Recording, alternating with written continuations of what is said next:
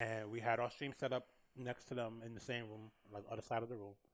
And at the time, uh, KOF 13 was we had KOF 13 on our stream. Now KOF 13 wasn't scheduled to be broadcasted at any point during that event for whatever reason. That was Biggie Gaming deciding I did. Um, and I don't think it was broadcasted at any point uh, up to that moment. I mean, even though the game was fairly new, the game came out. Yeah, which was very odd. The game, listen, the disaster that was 12, maybe Right, that soured. right. Maybe it soured on a lot of Well, people, but 13 came out and it was relatively new. And yeah, you're right. Now that I'm thinking about it, not many people were streaming the game for at big events. they weren't streaming it. They were Yeah. people playing it though. Yeah. People were playing it, and enough to where it should be covered. And we set up our stream, and I think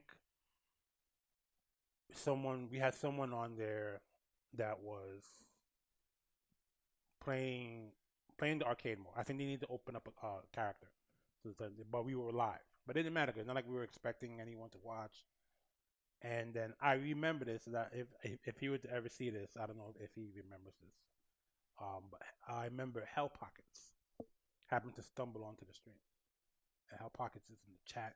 And Hell Pockets is like, and he has a distinct voice, and I can hear him. Hey, well, you know, what do you mean you guys have a stream and it's not covering the event?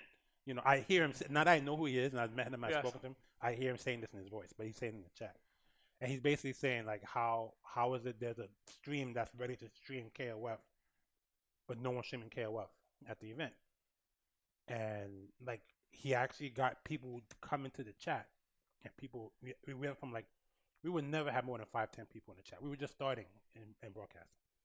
We suddenly had 50, 100 people asking me. I'm operating the stream. I think it wasn't me or Steve operating the stream at the time, but they're asking us why are we not streaming?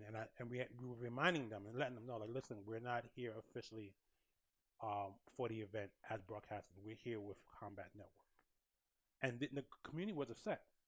The community knew that there was players there that knew how to play, Of course.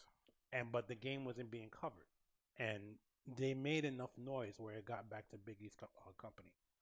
And at the time, Zach Cademan, who's now part of ECT, he runs ECT, but he used to be part of Biggie Gaming. I remember him walking up to us at like I think it was the next day. We were done, packed up our stuff. We were hanging out on a Sunday. He comes up to us and he's like, "Listen, I don't know, what you guys did, but like people have really asked for you guys to cover KOF, and I'm gonna ask you to come to Summer Jam to do that. And you're gonna come to Summer Jam. You're gonna cover KOF."